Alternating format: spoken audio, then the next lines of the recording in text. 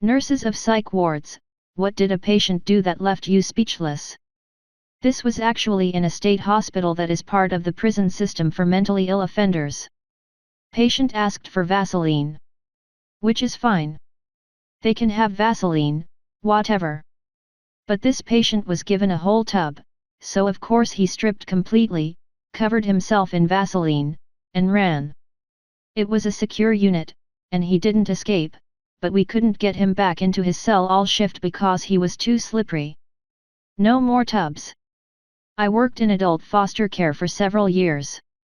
There was a severely autistic guy who would come to us now and then and say Vaseline. At which point we'd give him a med cup with a little bit of Vaseline that he'd take to his room to jerk off with.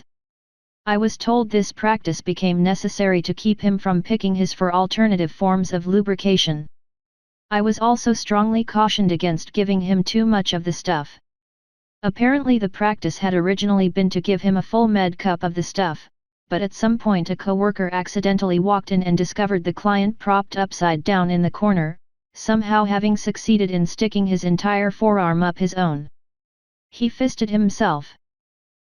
This might not fit perfect, but I love this story. How about in an inpatient addiction clinic? The first one that comes to mind was something I witnessed between a patient and another floor tech.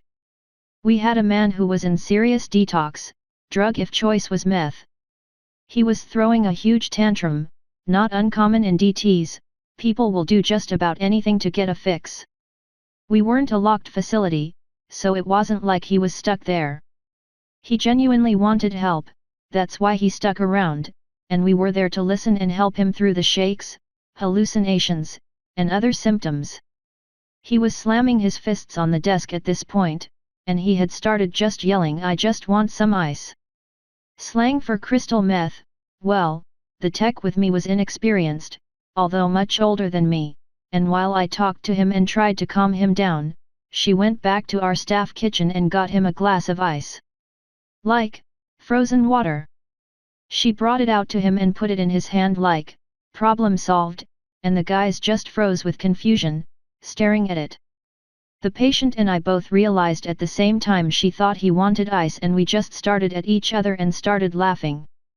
He was in for a rough couple of days, but I've never seen someone jump from near psychotic episode to giggling so fast. I was a CNA for about 4 years, and the saddest ever was my client/resident constantly thought I was her daughter. She went to Harvard and was an extremely brilliant lady in her time. She was nonverbal, but every time I walked into her room she would exclaim, "Elizabeth, you came." I loved this lady so much. She would only eat when I fed her. She was extremely combative with everyone but me. I ended up quitting my job there but visited her every single day. To the point that her family kind of accepted me as their family. I finally found out that Elizabeth took her own life at 21, and the fact that she thought I was her gave her extreme joy. I never corrected her, and I like to think I gave her peace when she passed holding my hand. She was an amazing lady and I miss her to this day. Prison guard here, guy cut his scrotum open to let people know he was serious, don't know about what. Guy 2, cut off a cheek, or a big part of, and threw it at me as I tried to stop him. Guy 3, punched a wall 3 times really hard, bloody knuckles, and told me he punched the devil cause he was telling him to stab me, but I'm cool, so he told the devil to off. Guy 4, pretended to drown himself in a toilet, basically splashed pee on his face and rolled around crying. Guy 5, had with a window air vent and was compliant yet confused when I asked him to stop. Those were the days. When I was in nursing school I had a clinical in the state-funded PSYC ward downtown. I was assigned to sit with this one girl to monitor her behavior.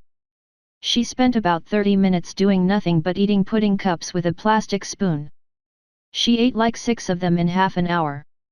Then out of nowhere she very calmly licked her spoon completely clean and pulled her shirt sleeve up before shoving the entire spoon into an incision in her arm near her bicep, then very calmly said, "Oops." The nurses that worked there didn't believe me. They kept saying I was making it up and that I couldn't have seen what I saw. Only later on, like 4 hours later, it was a 12-HR clinical, the orderly noticed the girl had some blood on her shirt. He took her into her room to change her clothes and noticed that an incision on her arm had dehisced and had been bleeding. Then eventually agreed to send her to the hospital for testing. The X-ray showed the entire spoon, sucked into the fat of her upper arm, through an incision where they'd removed a birth control implant in the week before.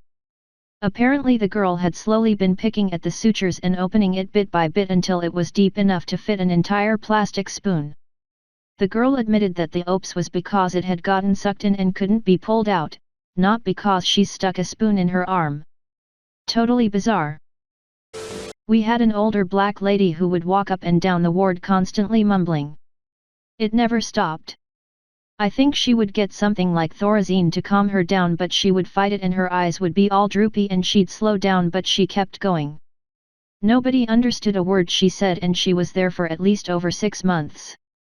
She was punched out once by a patient while he was on the phone because she kept walking by ranting. He just lost it.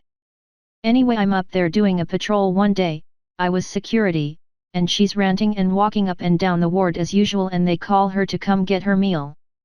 She sits down and opens her tray and stops ranting and states clear as day, I didn't order no diabetic tray. Every last person turned to her and all of our mouths were wide open. That was the only thing she ever said clearly. Thorazine is some of the harshest you can be on. It makes you feel like you are up in the worst way. Imagine all the bad parts of being severely drunk with no euphoria. They call it the Thorazine shuffle because you can't walk without falling over. Was a living nightmare. I told the doctor every day it was making me feel like, and he just kept saying in his Egyptian accent, give it time. Years ago, I was a student nurse doing my psych rotation in a Catholic facility. The nuns still wore habits and the building was like something out of the Dark Ages. I'll skip talking about the line of patients waiting to undergo ECT treatment in the basement and instead tell you about Maggie. She was a tragic case. She had been on lithium for years and it really kept her psychotic episodes in check until reached toxic levels and could no longer take it. One hot summer afternoon, we heard this banshee screaming coming from Maggie's room. We rushed in there to see what was going on. Entering the room, we are greeted by a scene I will never forget. This late 70s woman is standing on the window ledge, as a jaybird, screaming through the window screens at the nuns in the courtyard, you penguins are going to burn in hell. The poor sisters are scrambling to and fro trying to get away from the ranting madwoman's viscous verbal as we were trying desperately to pull her off the grating. I knew then and there, that I would never become a psych nurse.